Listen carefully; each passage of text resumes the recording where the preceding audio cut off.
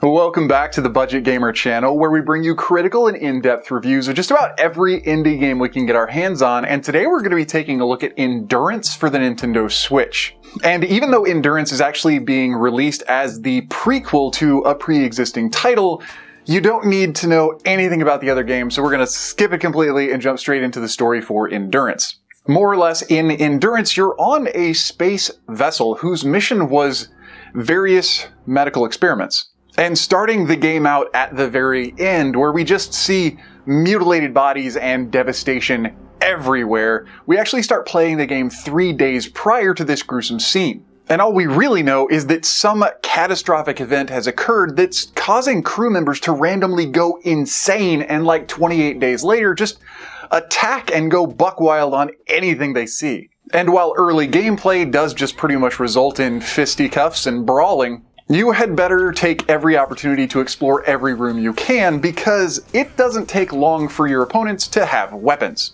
And the further you get into the game, you won't be just assaulted by random crew members, but security officers and an occasional fairly difficult boss. Thankfully though, Endurance is pretty liberal with its handouts. There are dozens and dozens of empty chests and lockers throughout the ship, but in nearly every room you'll find something like an HP refill or a different type of gun, and the further you get, those weapons get stronger and stronger and more OP and more OP. Everything from rapid-fire rifles to laser pulse weapons to rockets to homing missiles. The creators of Endurance threw in pretty much everything but the BFG itself. And as Endurance, genre-wise, pretty much is a dungeon crawler with some roguelite elements, you'll have to scour every single room for certain access and checkpoints to be able to open that level final exit to move on. But because the challenge level does gradually increase the further you get into the game, exploration isn't only rewarded, it's necessary. As I mentioned before, Endurance isn't just a dungeon crawler, it's a bit of a roguelite. And that's because there are certain level-specific buffs that kind of dissolve after you pass that level. And these include things like your rate of fire, but those aren't the only cool specialty buffs you can find as you explore your way through levels. I've already mentioned that you can find weapons, but you can also find permanent buffs.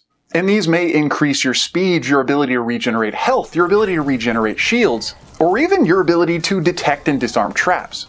And so in that sense, Endurance is also a bit of an RPG. You are playing as one character who you're constantly modifying and engineering their stats, but not only through finding buffs, but through purchasing them.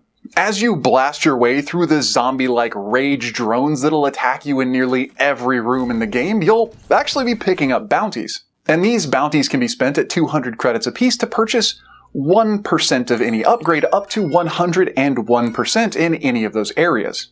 But where the game really starts getting cool is that it's not just a dungeon crawler as far as the peek your head in a room, kite the enemy, and blow their heads off kind of combat. There's actually 3 different combat systems in the game. One of them is, of course, the dungeon crawler, peek your head in a room, kite the enemy, blow their heads off style. But the other is linked to this story, and in certain areas you'll have to survive for a set amount of time, either protecting crew members or just not dying.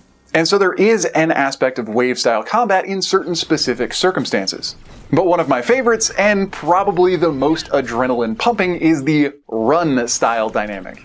And this is where you'll pretty much be given a marker on your minimap, and all you have to do is run and not die, as you are swarmed by hordes of enemies from the left, from the right, from in front of you or behind you, blasting you with everything they have access to, just trying to keep you from getting to that exit point. And so yeah, if being a roguelite dungeon crawler RPG wasn't enough to keep you entertained, there's also 3 different styles of combat.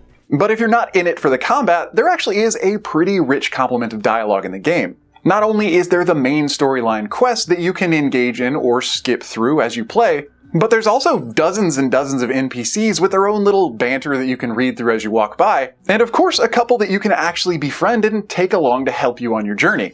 That is, of course, until they eventually get capped like the pathetic little red shirts that they are. And in all honesty, there is a lot to talk about this game, but that is probably about the general overview of the game dynamics. So moving into the visuals, I'm happy to say that this is one of the retro-style indies that isn't retro like 1992. It's more retro like the early days of Steam and Flash, in that it is really high-quality pixel work and kind of gritty and kind of grimy like you'd expect from a 2,000 passenger space vessel. And without the bizarre body horror art, it does give you that kind of sense of the early Alien movies. Creepy, dingy, grungy, kinda just want to leave. The music as well is pretty darn well suited, with fundamentally changing portfolios of sound for combat and for exploration. Though in certain circumstances you do have to be pretty close to an enemy for the actual combat scenario to engage, so sometimes you might actually notice the combat music kind of clipping in and out, and though it can appear a little bit disjointed, it's definitely not game-breaking. And now that we've covered the visuals, the audios, and the general mechanics of the game, it's time for the critiques. And in all honesty, there's not many critiques I could come up with. The game has multiple difficulty settings if easy mode isn't challenging enough, or if normal mode is too challenging. But I suppose one thing that I could mention, for the sake of the roguelike fans out there who really enjoy that permadeath challenge of a hardcore game, and that is the fact that being able to purchase a continue makes it feel less intense. But besides that, I mean, who cares? It's a lot of exploration. It's really rewarding and fun. I never got bored through the entire thing, and in all honesty, I set through the entire campaign in one sitting because I was engrossed. It's a really fun game. But that is also considering that you are the type of gamer that enjoys dungeon crawlers and twin-stick shooter-style combat, because you will be controlling your character with one thumbstick and controlling the character's weapon with the other. But even if you're not terribly familiar with that sort of battle mechanic, the game starts off so gradually it's really easy to get a handle on.